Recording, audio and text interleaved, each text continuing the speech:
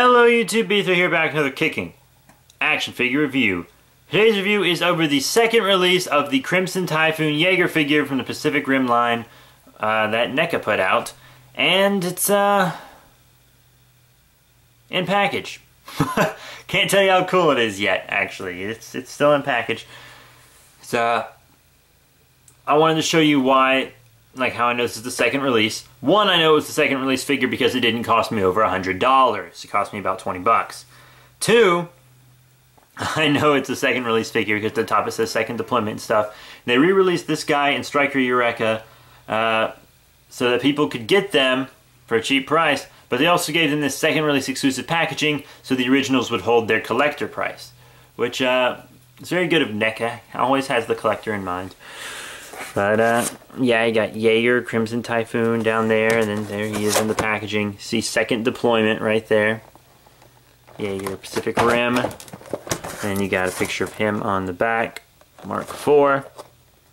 Along with Gypsy Danger, Crimson Typhoon, Striker Eureka, Chino Alpha, Coyote Tango, and Battle Damage Gypsy Danger. I have all of them except the regular Gypsy Danger, but I really don't care for it because I have Battle Damage.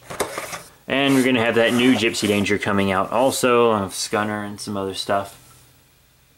And yeah, let's bust him out of that packaging. And here's our Crimson Typhoon out of package, everyone. He's a little better than I expected, actually. I was expecting something fragile with a little less movement and something a little less durable, because, you know, it's just a repackage, really. But, he's not bad. He's better than my Battle Damage Gypsy Danger, which came out after him. No offense, Gypsy, even though that Gypsy is the same sculpt as the Gypsy that was used of him, minus the arm parts. But, yeah, I actually really like this Crimson. He's one of the more unique Jaegers, which is why I like him so much. Striker Eureka is still my favorite, and I do have that one.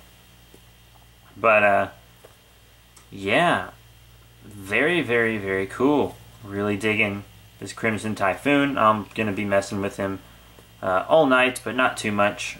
But yeah, really cool. He was the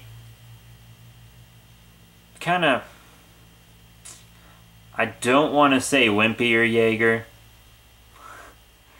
but it's kind of true. He went out fast. And I say he, I mean they, all three of them. He had 3 pilots instead of 2, which they didn't really explain much or at all. But, yeah, I thought it was really cool looking. I'm glad they threw Crimson in there because it mixed the Jaegers up. Kind of like General Alpha did the same thing, but this guy I felt mixed it up even more. But, yeah, there's a lot of good things about this guy. A few tiny complaints, but overall, very glad I have this figure here. Now, let's talk about detail and paint, which are absolutely perfect. I have no problem with detail and paint. I'm loving this gunmetal with the wash and stuff. I love the Crimson. I mean, Crimson Typhoon. It's got really great paint on his little decals here, especially the tiny ones. They look super great. He's got great paint in his eye, all in his arms and stuff.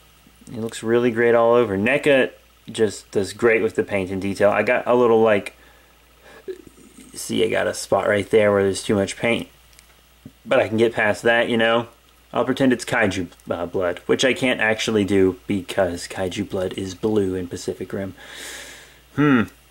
Just remembered that. I should probably watch Pacific Rim again. Oh, that's what people keep telling me anyways, since apparently I don't know what I'm talking about.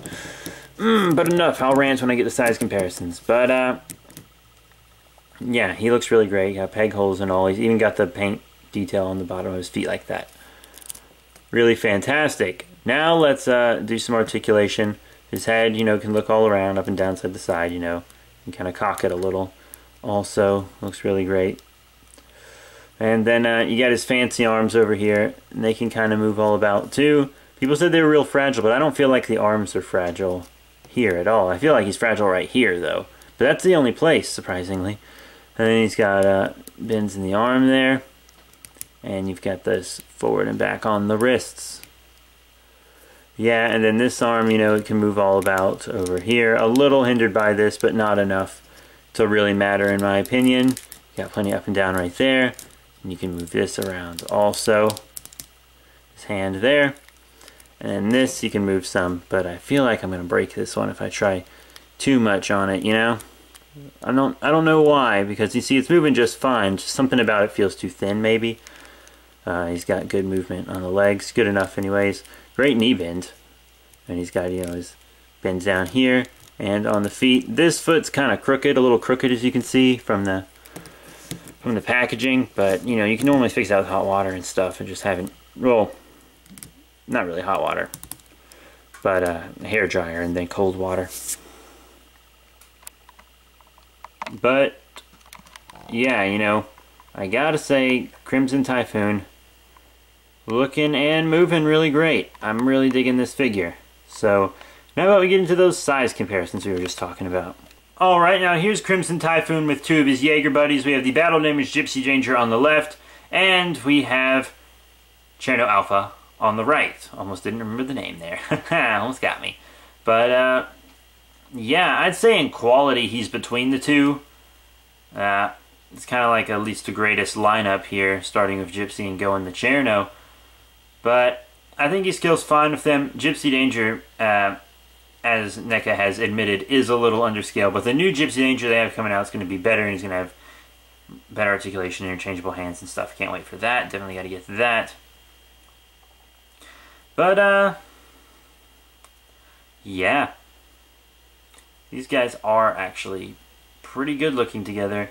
Got to get my Striker Eureka and Coyote Tango in the bunch, and we'll have ourselves a little party.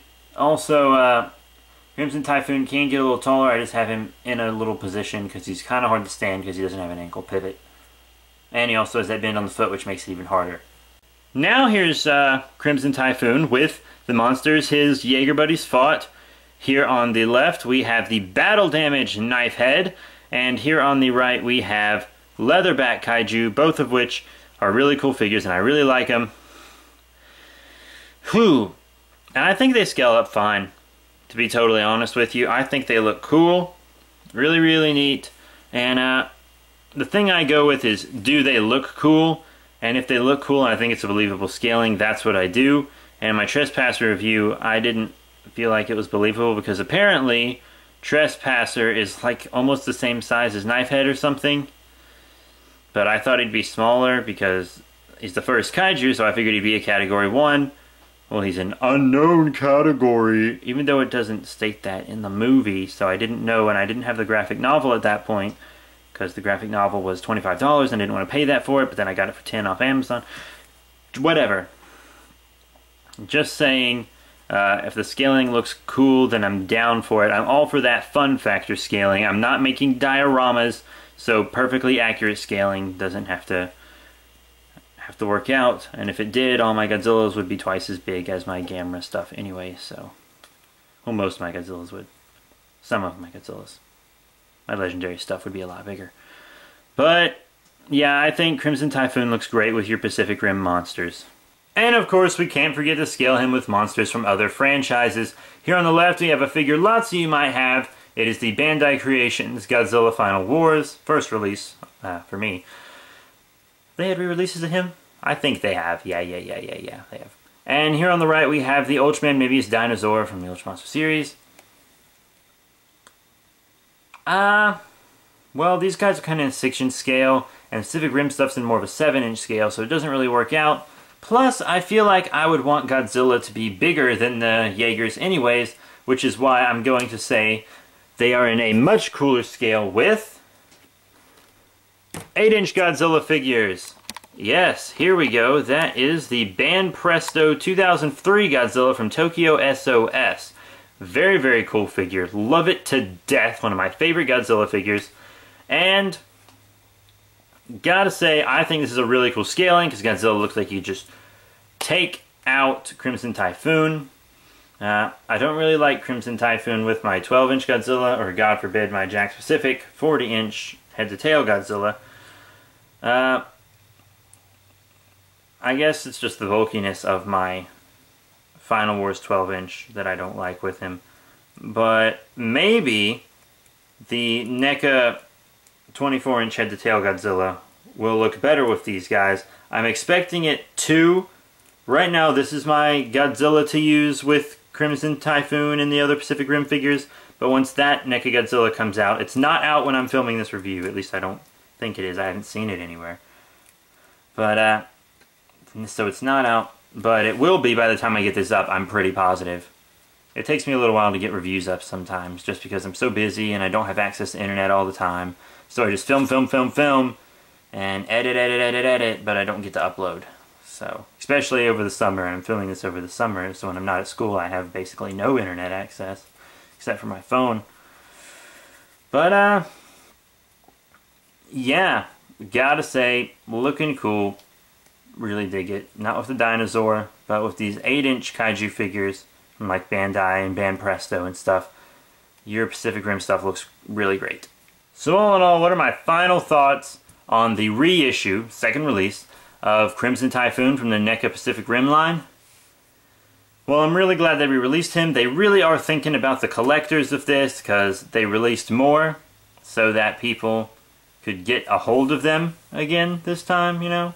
Now that it's a popular line and all, or a more popular line and all. And also, you know, they made it a different version, you know, a second release version, the second release packaging, second drop.